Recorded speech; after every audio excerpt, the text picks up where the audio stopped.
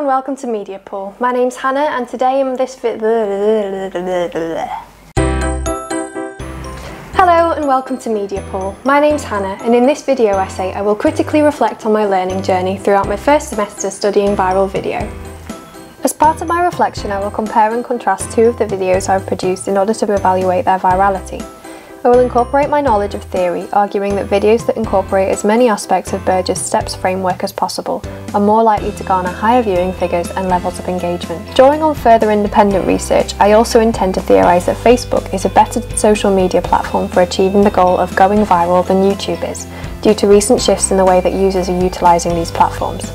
Finally, I will discuss the various challenges I've encountered during this process, as well as contemplating aspects that could have been approached differently. Out of the videos produced, my Media Society video gained the highest number of views and the greatest level of engagement. The video garnered 321 views, 8 shares, 15 likes, 5 comments and drove 1 subscription to the Media Pool channel. This video aimed to raise awareness about breast cancer and the importance of conducting a monthly breast self-examination.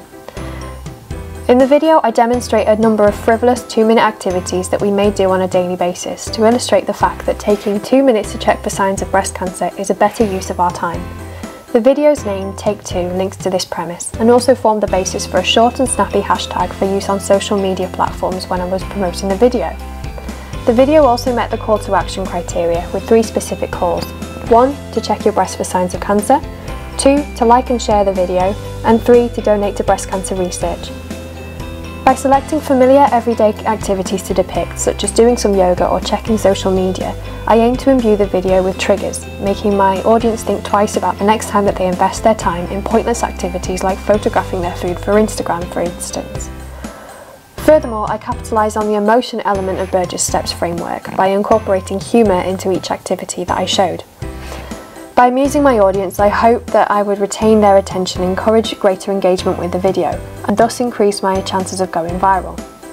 I would say in this respect that I was successful, as many of the comments I received suggested that viewers had found it humorous. The amusement aspect would also assist in incorporating social currency into the video. There are several inside jokes or stereotypes about millennials being addicted to social media, being lazy, and being a generation who do not spend their time doing anything worthwhile.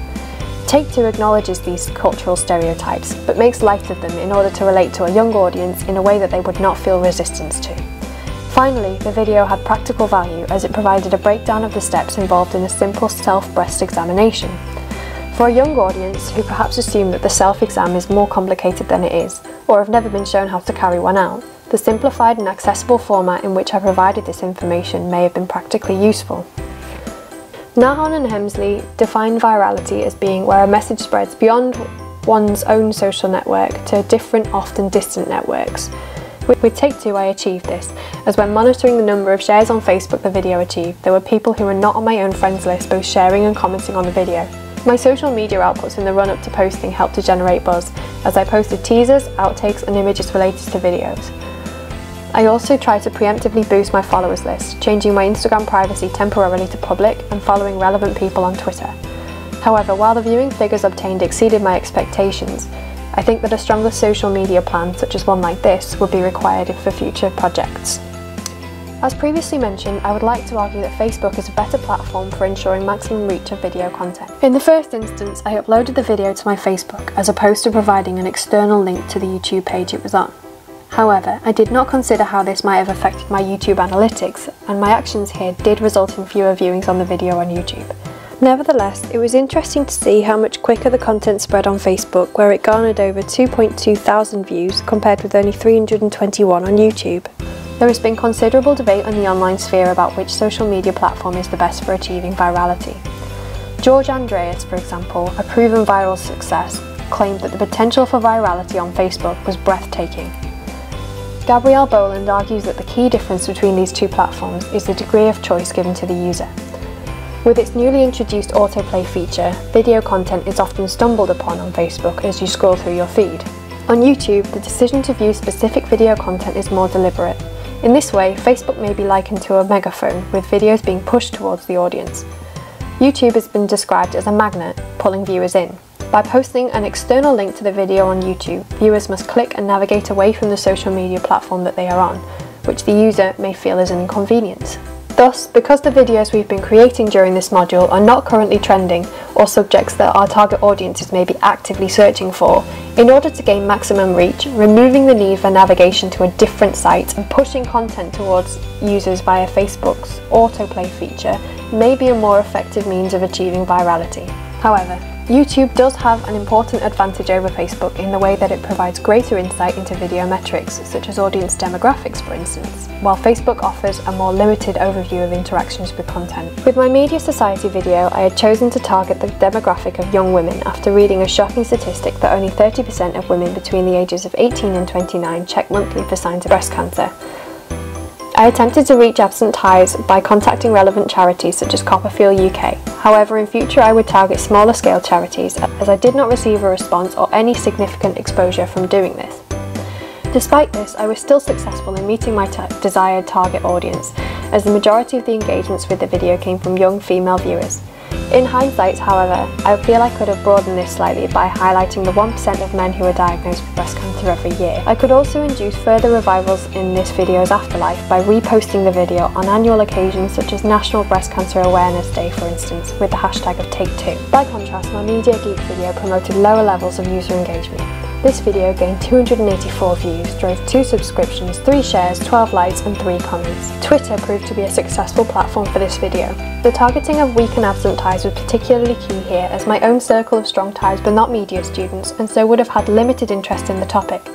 I instead targeted academics who specialised in postmodernism, such as David Hill, whose retweet of the video brought it to the attention of several other scholars in the field, all of whom responded positively to it. David Hill also added that he would be using it as a resource for his teaching of the subject at York University, something which I predict will bring about some afterlife revivals in this video too. In terms of what I have gained from this learning experience, I would say that this project has been instrumental in helping me to challenge my issues with social anxiety. Goffman discusses the notion of the front stage and backstage self. Initially, the idea of acting in front of a camera and of placing myself open to the criticism of the internet was a daunting prospect. However, by thinking of it in the sense that I was only exposing my front stage self, I was able to persevere with the task. I experienced particular social anxiety when filming for my media culture video, as this involved filming in a public place. I also had to overcome feelings of discomfort when promoting my videos to weak and absent ties, as my fear of judgment made me hesitant about posting it to Facebook and other social media. However, finding myself in a position where I had no other option, I tried to use this experience as a form of exposure therapy. I've also gained an awareness that my time management skills need to be improved upon. Due to some personal issues I experienced, I unfortunately had to request an extension for my final video. I thus left myself with too little time to promote the video and monitor its metrics.